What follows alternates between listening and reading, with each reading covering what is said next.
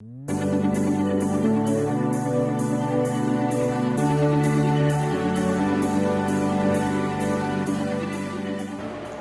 que si nosotros barremos nuestra casa cada 15 días, cómo nos va a quedar? En los días que no se ha limpiado.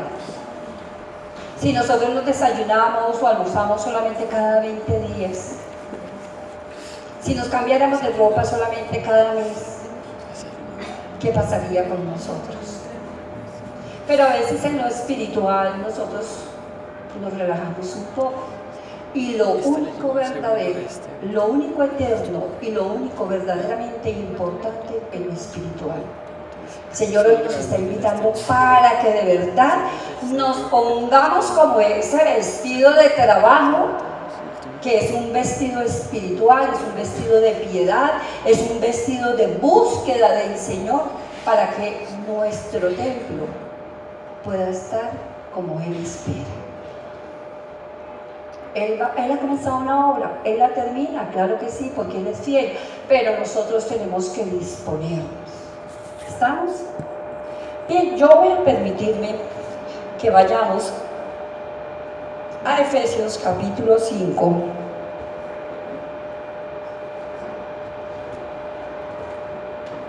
Verso 14 al 17. Del 14 al 17, ¿qué nos dice la palabra? Despiértate, tú que duermes, y levántate de los muertos y te alumbrará Cristo. Lo primero que nos está hablando este versículo, ¿qué es? Cuando nosotros no estamos trabajando con esfuerzo, con verdadero ahínco, con pasión, anhelando un cambio real en ese templo que es nuestro corazón, es porque estamos dormidos. Bien lo decía el pastor que el jueves enseñó, nos hablaba, que por cierto los invito, porque los cultos de los jueves, de verdad que administración que Dios nos está dando. El Señor nos hablaba de que aunque no lo creyéramos, estábamos lejos de Él. Él nos está invitando a que tengamos una relación más cercana. Y no nos hemos dado cuenta que estamos alejados del Señor porque estamos dormiditos. Porque como dice uno hablando psicológicamente, tienen la conciencia obnubilada. O sea, no son conscientes las personas de lo que está pasando. Nosotros no somos conscientes de que tenemos una vida cristiana muy laxa. Que nos contentamos como con un tricito de la presencia del Señor, como con una migajita de su palabra. Pero a ver que nos sirvan algo bien rico, a ver si no devoramos, ¿cierto? ¡Qué delicia! O si tenemos sed de eso, nos bebemos hasta la jarra completa. Entonces todo lo que es para nuestro cuerpecito, venga, venga, venga. Pero lo que es para el espíritu, de a poquitos, porque si no de pronto me hace daño. Y eso no es lo que quiere el Señor. Y dice, despiértate tú que duermes. Levántate de los muertos y te alumbrará Cristo. Hermanos, Cristo quiere alumbrar en nuestros corazones. Cristo quiere alumbrar en nuestras vidas. Pero para eso nosotros tenemos que esforzarnos. Para eso nosotros tenemos que apartar el tiempo, así como ustedes hoy tan lindos, que están acá, que llegaron juiciosos, que llegaron puntuales. Eso es esforzarse. Muchos de los de acá, por ejemplo, se pudieron haber quedado dormidos. ¿Sí? Pues bueno, los felicitamos, allá se quedaron dormiditos. Nosotros nos hemos esforzado y Dios hoy nos está hablando. El Señor nos está ministrando. El Señor nos está formando para que cada día seamos mejores para Él. Todo implica un esfuerzo. Si yo quiero subir una montaña, a no ser que me suban con unas poleas, pues igual también los que me van a subir van a hacer un esfuerzo. Pero si yo quiero subir una montaña, ¿qué tengo que hacer? Ir avanzando, ¿cierto? Y yo no sé si a ustedes les pasa, pero a mí me ha pasado cuando voy a subir la montaña de Tenjo, me toca parar como cada metro, porque siento que ya no doy más. Pero cuando tiene un objetivo, sigue luchando hasta conseguirlo. Y eso es lo que nosotros tenemos que hacer en nuestra vida espiritual, saber que tenemos un objetivo y que tenemos que esforzarnos para perseguirlo. Pero primero que todo debemos tener claro el objetivo. un corazón reformado, un corazón que sea agradable a Dios, para que ese templo realmente sea restaurado. Seguimos con el capítulo 5 de Efesios, que dice lo siguiente, verso 15: mirad pues con diligencia cómo andéis. Eso es lo que tiene que hacer una persona que quiere reformar de verdad su corazón. Una persona que se quiere reformar, que se quiere esforzar por restaurar ese templo, tiene que hacer esto. Dice, mirad pues cómo, con diligencia. La diligencia a mí me está hablando de trabajo, de acción, de moverme, de preocupación, de buscar algo, ¿cierto? Con diligencia, cómo andéis, no como necios, sino como sabios. No podemos seguir andando como si no conociéramos la palabra. Dice, tenemos que andar como sabios, aprovechando bien el tiempo. ¿Por qué? Porque los días son malos. Por tanto, no seáis insensatos, sino entendidos de cuál es la voluntad del Señor. Bueno, podríamos quedarnos en estos solos versículos, porque son tremendamente profundos. Pero extractemos de acá algo importante. Tenemos que trabajar con diligencia. Eso habla de ese esfuerzo. Y nos dice, cuidado, porque los días son malos. O sea, ¿qué quiere decir eso? Eso no es fácil. No es fácil trabajar en la restauración de este templo de nuestro corazón en un momento como el actual, donde la maldad ha llegado casi a su cenit, ¿cierto? Pero tenemos que hacerlo, porque tenemos que ser sabios, porque nosotros conocemos la palabra del Señor. El Señor, a través de su palabra, siempre nos ha advertido de que en los postreros tiempos vendrán engañadores, que en los postreros tiempos será mucho más difícil buscar a Dios, que en los postreros tiempos de pronto ni siquiera va a haber fe, que en los postreros tiempos se va a acabar el amor. Pero como nosotros somos entendidos, tenemos que trabajar con diligencia para que el corazón nuestro realmente sea restaurado para el Señor, para que sea también apartado para el Señor. ¿Por qué? Porque hay tres aspectos en los cuales, digamos, el enemigo, la carne y el mundo trabajan para apartarnos de ese esforzarse, de ese trabajar con diligencia, de esa búsqueda de Dios. O sea, ese trabajo no se puede hacer sin búsqueda de Dios. La reforma del corazón no puede suceder si no hay una búsqueda de Dios. Pero el enemigo es muy astuto, llamémoslo, porque sabio realmente no es astuto. Y nos coloca oposición para que nosotros no podamos buscar a Dios. ¿Cómo buscamos nosotros a Dios? Pues en oración, ¿cierto? ¿Cómo puedo recibir yo la presencia de Dios? En oración. ¿Cómo puedo recibir la guía de Dios? En oración. ¿Cómo puedo recibir la sabiduría de lo alto? En oración. Y si no oro, pues no recibo nada. ¿Y qué voy a restaurar? Entonces está como esa gente que tiene la casa con todas las paredes sucias, llenas de dedos, y no se dan cuenta. ¿A ustedes no les ha pasado que de pronto en su casa hay un mal olor por alguna cañería, no porque ustedes sean sucios, no, por alguna cañería o porque algo estaba pasando afuera y se mete el olor? Especialmente eso sucedió en una época cuando las personas vivían muy cerca de los caños, ahora los cuidan mucho. Pero las casas cogían mal olor y el que vivía en la casa no se daba cuenta.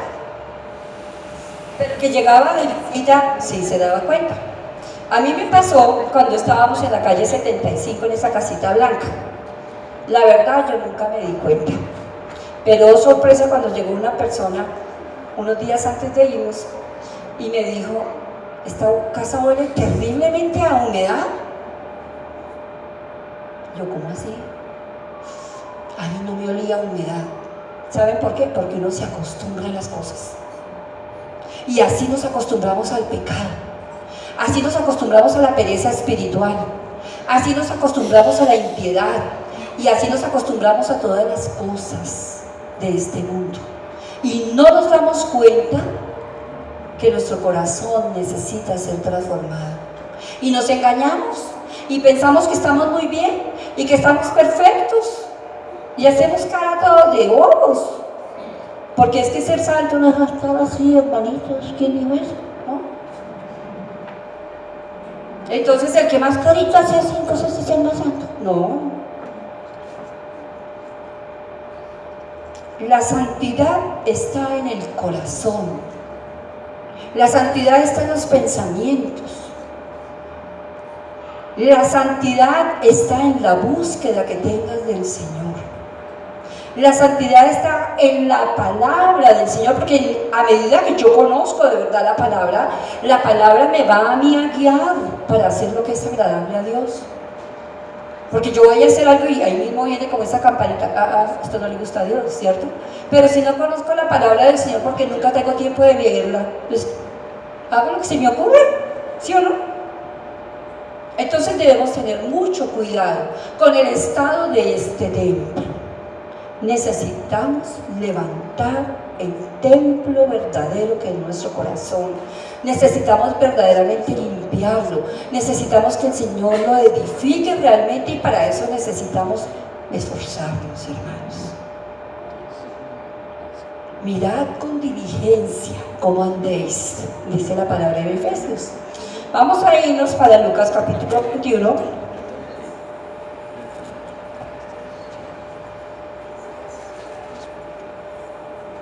Un ejemplo maravilloso que es el ejemplo del Señor Jesús. No lo vamos a leer todo, solamente vamos a leer del verso 34 al verso 35. Nuestro trabajo para poder levantar ese templo como Dios lo quiere es que buscar a Dios. La predicación de hoy, después de dar las hojitas, ahora más tarde, dice: esforcémonos en levantar el verdadero templo. Esforcémonos en levantar el verdadero templo.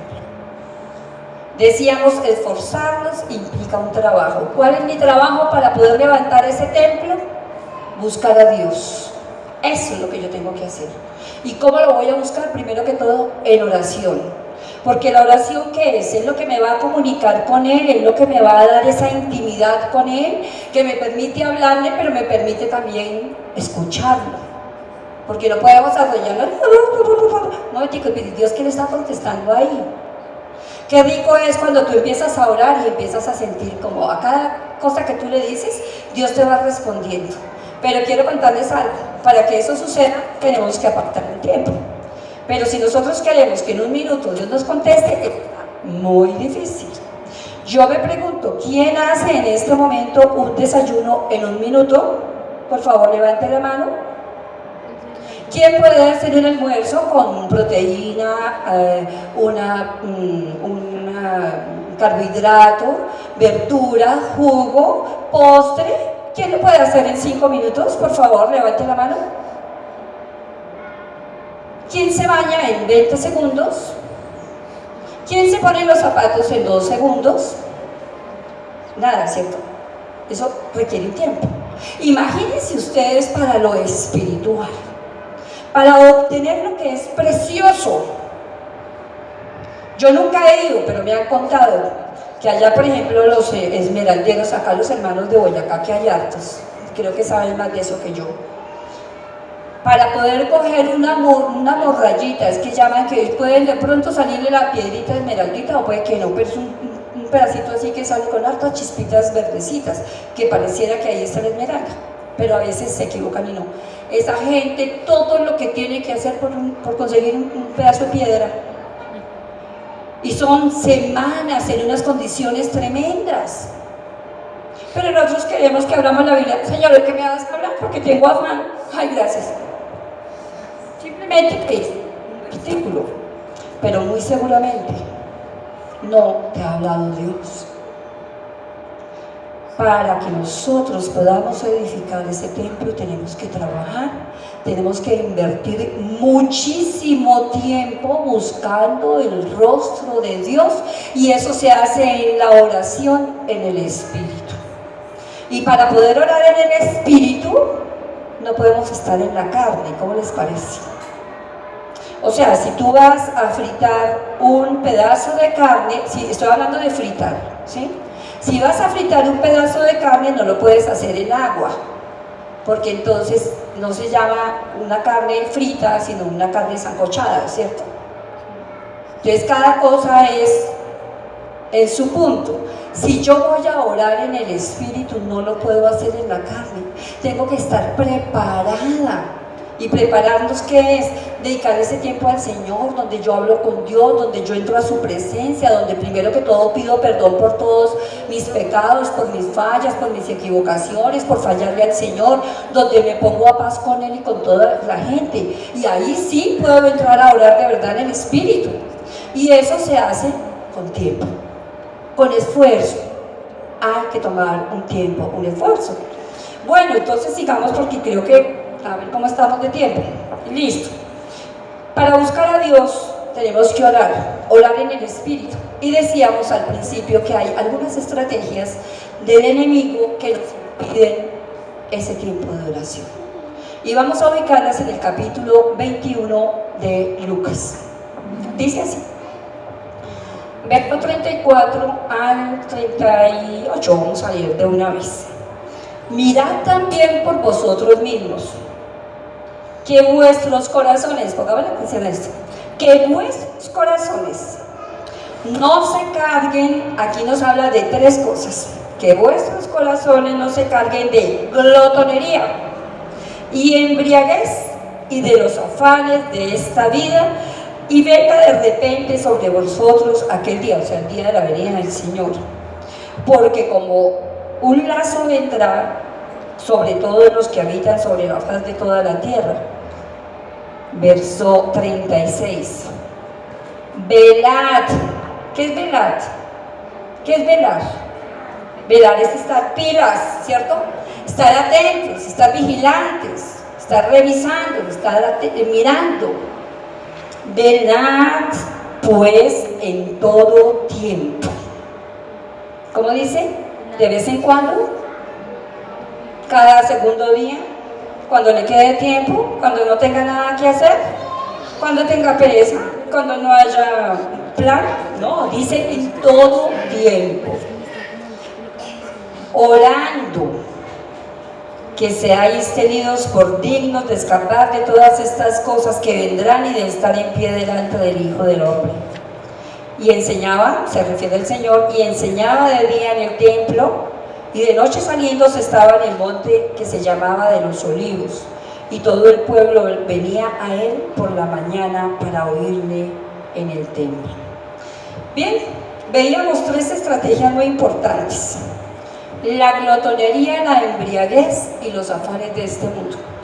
Y realmente tenemos que identificarlos, mis amados, porque eso es lo que nos impide buscar a Dios en oración. ¿Qué es la glotonería? Ay, que los que comen mucho, en parte.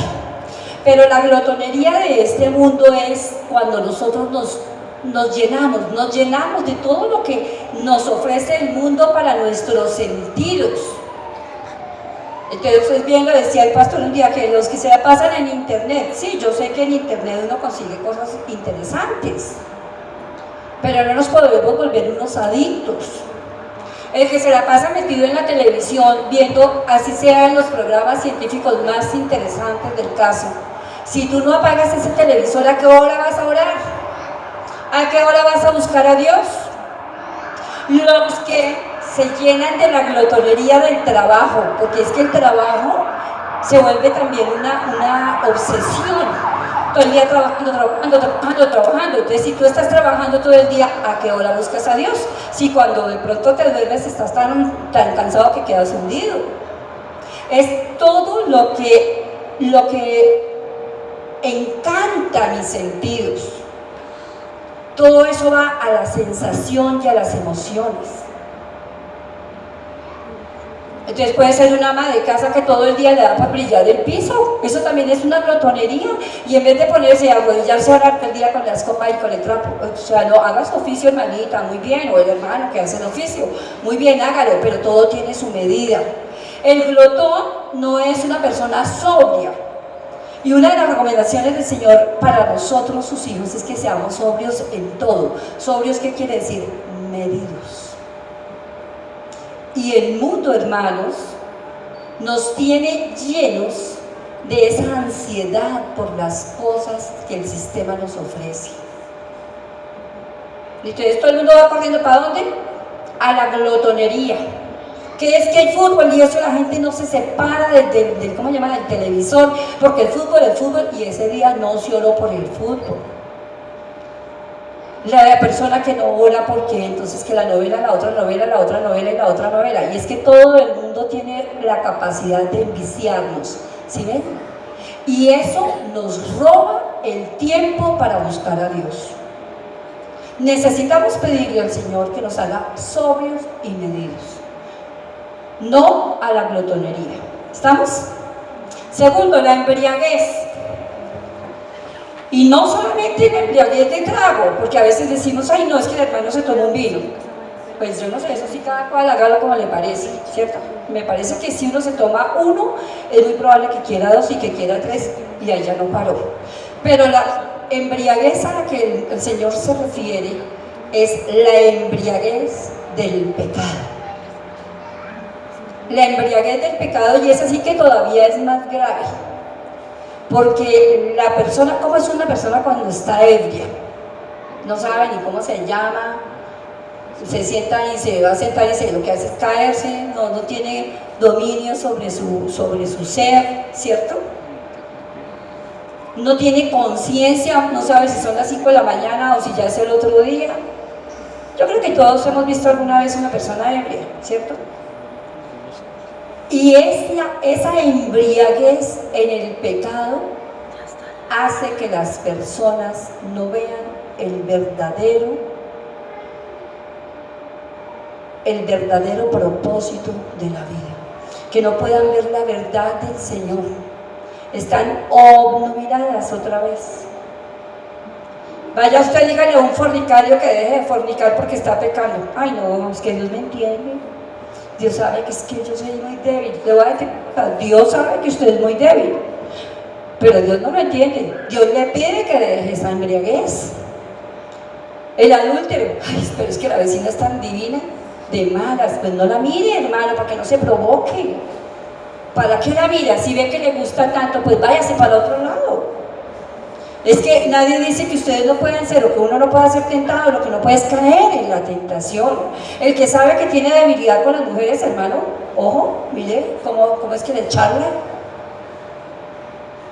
cómo es que las mira. Ande con su mujer y verá que no tiene problemas. Y si está muy feita su mujer, agarre una foto cuando era joven. Mira, tan divina, tan divina. Bueno, es un decir, ¿no? Pero de verdad, nosotros tenemos que tener mucho cuidado con la embriaguez del pecado. Vayamos rápidamente, solamente lo vamos a leer, o si lo quieres colocar ahí, Apocalipsis 17, versículo 4.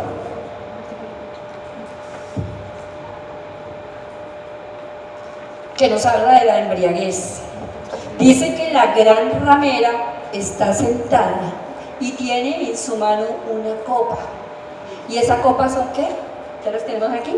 Son las abominaciones y la inmundicia de la fornicación, y con eso es que quiere embriagar al pueblo de Dios para alejarlo de la búsqueda del Señor, y al no haber búsqueda, pues no hay una restauración de un templo, no hay una reforma en nuestro corazón, y vamos a seguir engañados. Hermano, ¿tú quieres seguir engañado? ¿Tú quieres vivir engañado? Yo creo que no. Pero entonces nosotros tenemos que tener muy claro, el enemigo nos presenta como algo deleitoso el pecado. Por eso hay un dicho popular que dicen que lo que es bueno o es caro o es pecado, o yo no sé qué otra cosa es que dice, pero es verdad, ¿sí? Porque a la carne, a las sensaciones es agradable, pero espiritualmente nos lleva a la muerte, nos lleva a estar como un ebrio, en un estado calamitoso. ¿Cuánta gente, mira, de verdad, cuánta gente sale ebria de una fiesta, por decirte algo, y nunca llega a su casa porque se muere por el camino, porque no sabe por dónde va? Yo me acuerdo de un señor, eso a nosotros nos impactó mucho hace, yo era niña, salió de la casa, de una casa ahí donde había habido una fiesta, y se fue a una alcantarilla, y pues qué borracho, ¿quién lo iba a ver? El hombre no se encuentra, allá cayó, ahí quedó muerto.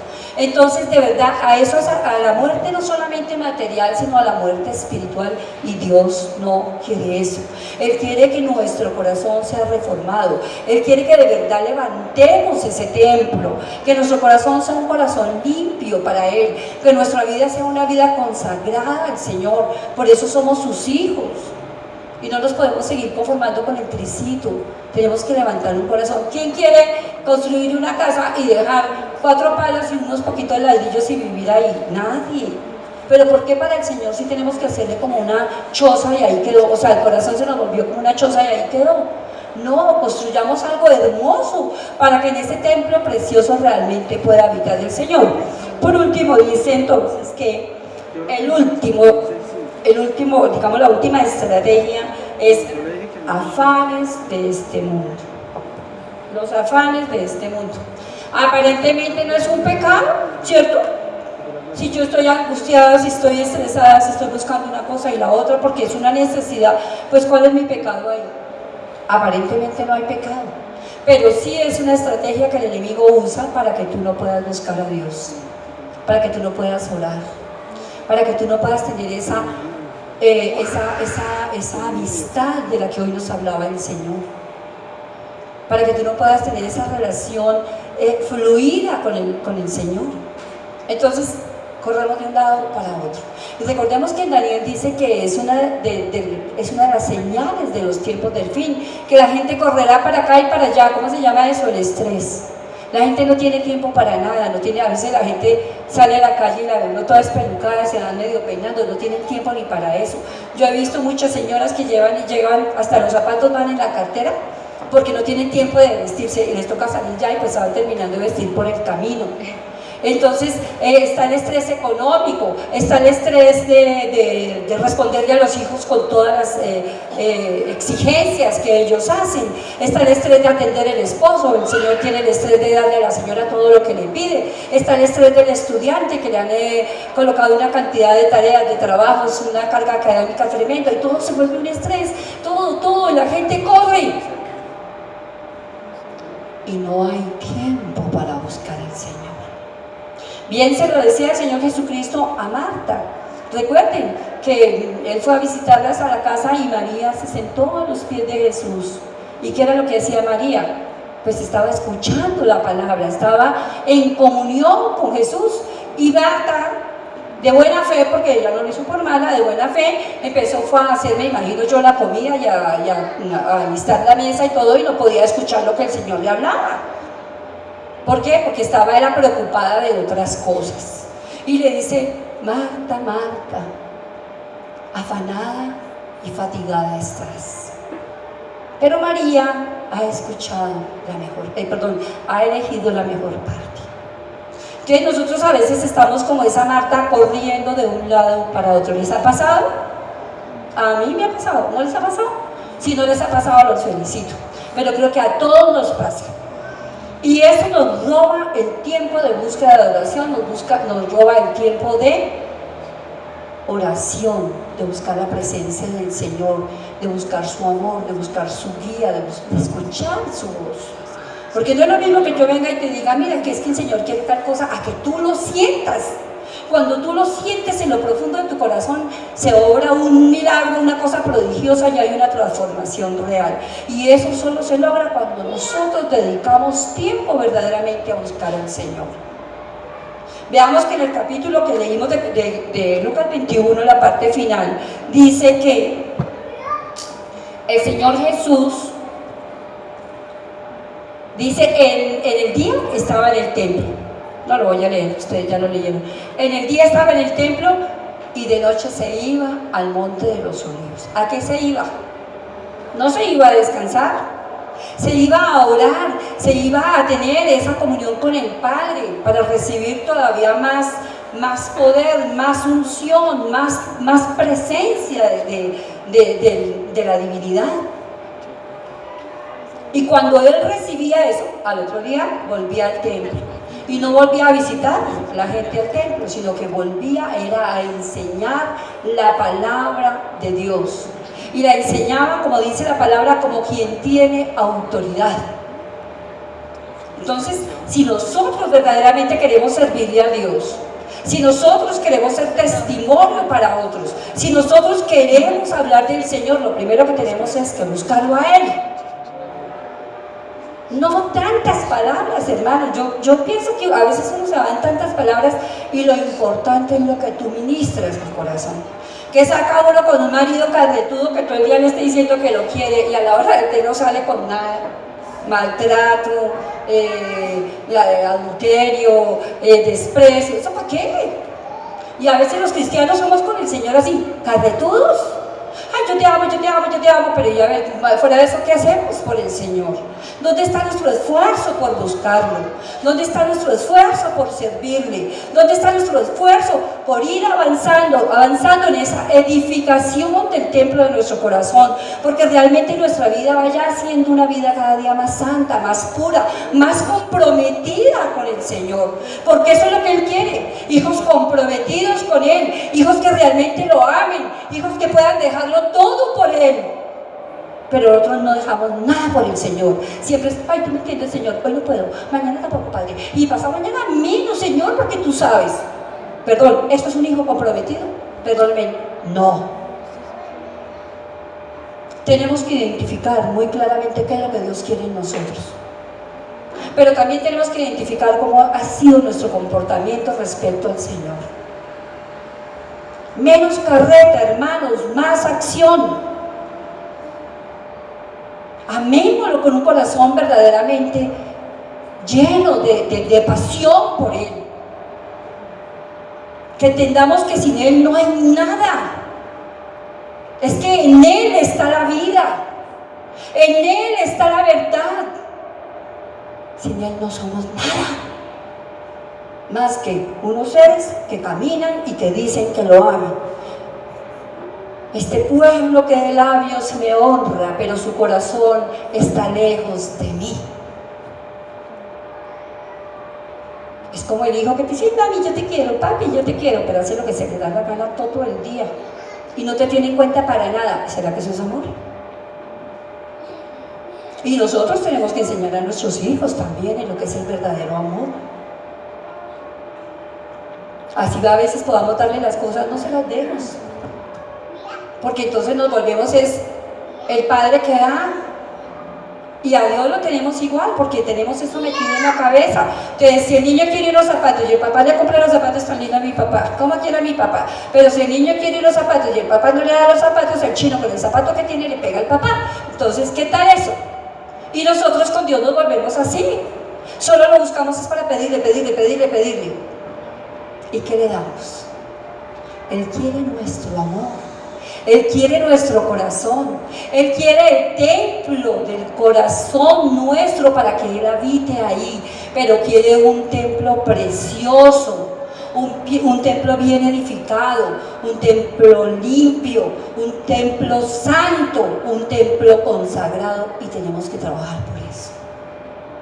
Y cuando nosotros levantamos ese templo, quiero volver a Zacarías capítulo 8, que comenzamos con él. ¿Qué sucede? ¿Qué sucede?